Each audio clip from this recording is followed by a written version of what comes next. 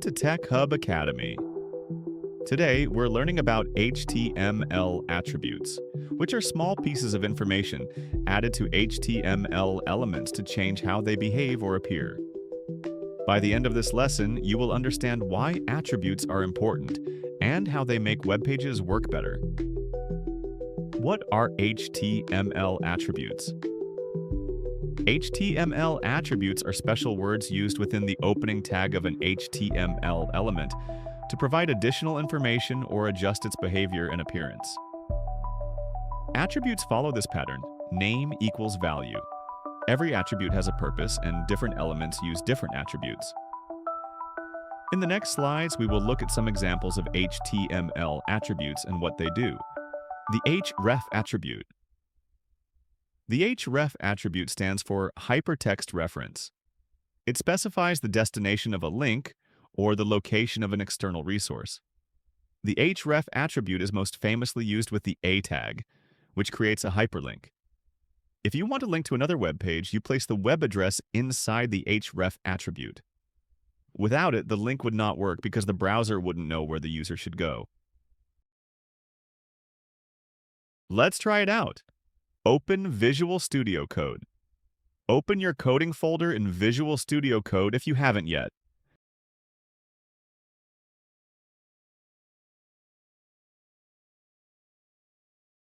Create a new file and name it attributes.html.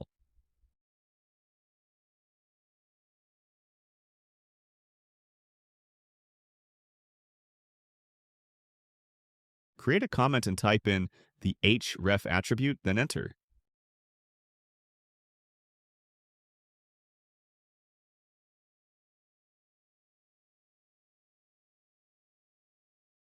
Create an A element by opening the angle bracket, then type in A and close the bracket. For the content, I will type in, click this text to go to W3 schools.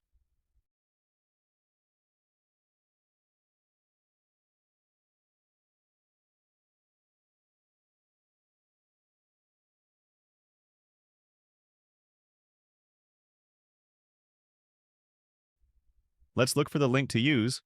I will go to Google and search for W3 schools and open the site.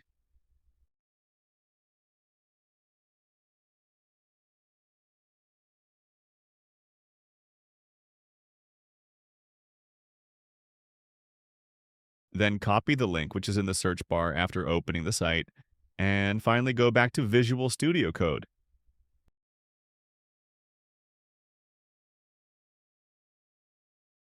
Put your cursor in the opening tag, but after the letter A, and add a space. Type in href.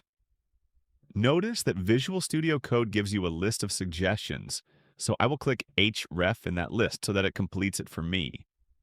This will help you add the equal sign and the double quotation marks. Without clicking anywhere, paste the site link. I will then save my work.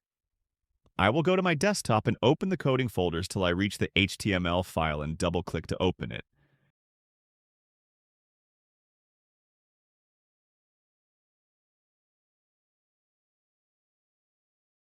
In the browser, we see the content we put in the A element, which is click this text to go to W3 schools. To see if it works, I will click the text, which will take me to the W3 schools website. And that's how the href attribute is used. The src attribute. The name src means source. The src attribute is used to specify the web address or file path of an external resource that the browser should load inside the web page. In simple terms, the src attribute tells the browser where to find an external file. The src attribute is commonly used with the img tag, which displays an image on a web page. Without the src attribute, the browser would not know which file to display. Let's try it out. Go back to Visual Studio Code. Create a comment and type in the src attribute, then enter.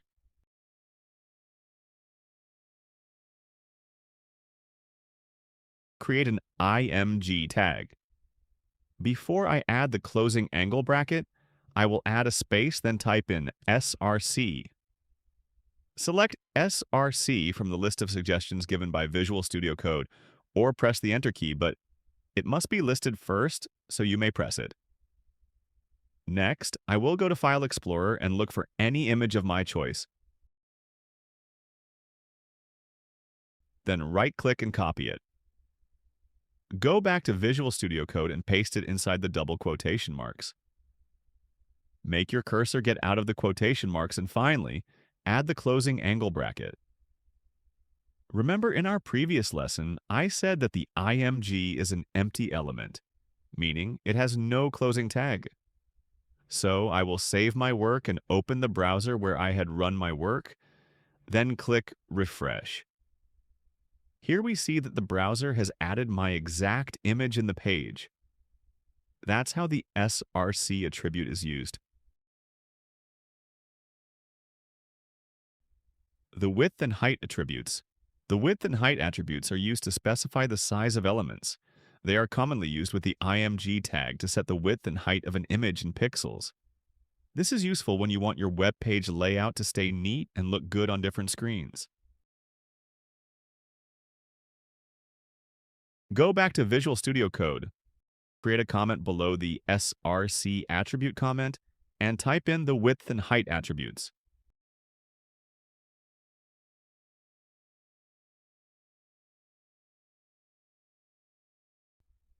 Put your cursor in between the closing quotations and the right angle bracket, then add a space.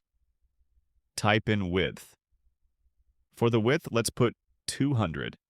Move your cursor in between the closing quotations of the width attribute and the right angle bracket, and type in height. I will put 200 for the height. The reason why I do not add units is because the HTML width and height attributes values are always in pixels by default. So you only have to provide the number. So I will save my work and open the browser, then click Refresh. Here we see that the image has changed size. If the size of the image you added does not satisfy you, you can always go back to Visual Studio Code and change it. And that's how the width and height attributes are used.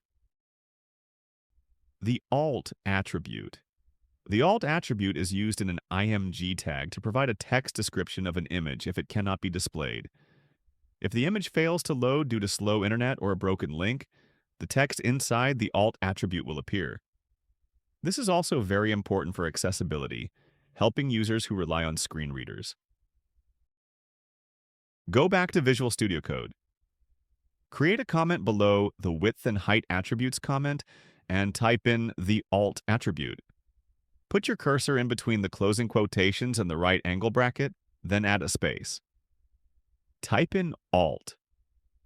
So if the image I put cannot be displayed, I want the text Tech Hub Academy logo to appear. Finally, I will save my work and open the browser, then click Refresh. To confirm if the alt attribute works, I will go back to Visual Studio Code and focus on the SRC attribute. Remember we said that the SRC attribute in HTML is used to specify the URL or file path of an external resource that the browser should embed. I will remove part of the image URL from anywhere, even if it's a letter, to make it incorrect, then finally save my work.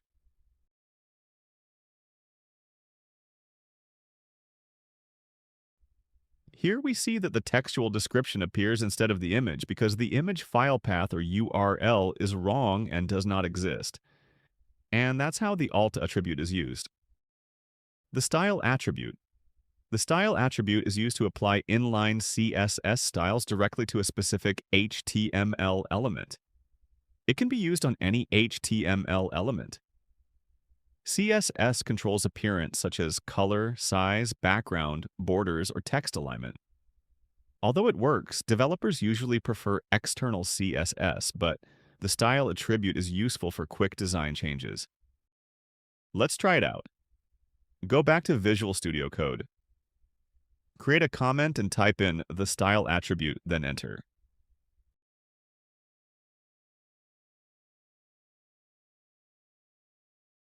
Create a P element.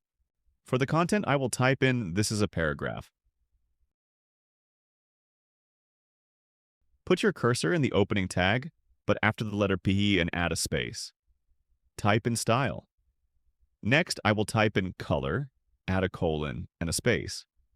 I will put red as the color of my choice and add a semicolon at the end. Therefore, color is what we call a property, and red is what we call a value. Let me add another property called font weight, and the value will be bold. Note, never forget the semicolons at the end of the value to enable you or more properties, or else you will have an error.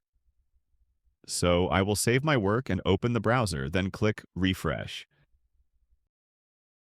Here we see that the style attribute helps us add inline CSS styles, adding designs to an HTML element. The title attribute. The title attribute provides extra information about an element. This information appears as a small tooltip when a user hovers over the element with a mouse. It can be used on any HTML element. This attribute helps give hints or reminders about what something means. Let's try it out. Go back to Visual Studio Code. Create a comment below the alt attribute comment and type in the title attribute. Put your cursor in between the closing quotations of the alt attribute and the right angle bracket, then add a space. Type in title. So if I move my mouse on the image, I want the text Tech Hub Academy logo to appear. Finally, I will save my work and open the browser, then click Refresh. To confirm if the title attribute works, I will hover the image with my mouse. And that's how the title attribute is used. Note: single or double quotes. Double quotes around attribute values are the most common in HTML, but single quotes can also be used. When the attribute value contains double quotes, you must use single quotes, or vice versa. HTML allows both. Choose the one that avoids conflicts. Thank you for learning with Tech Hub Academy. Today we discussed some of the most important HTML attributes and how they help control behavior and appearance. These skills are essential for building real websites. Comment below if you have any questions. If you learned something new, make sure to subscribe, like, and share our content. Follow us on all our platforms for more lessons, tips, and updates.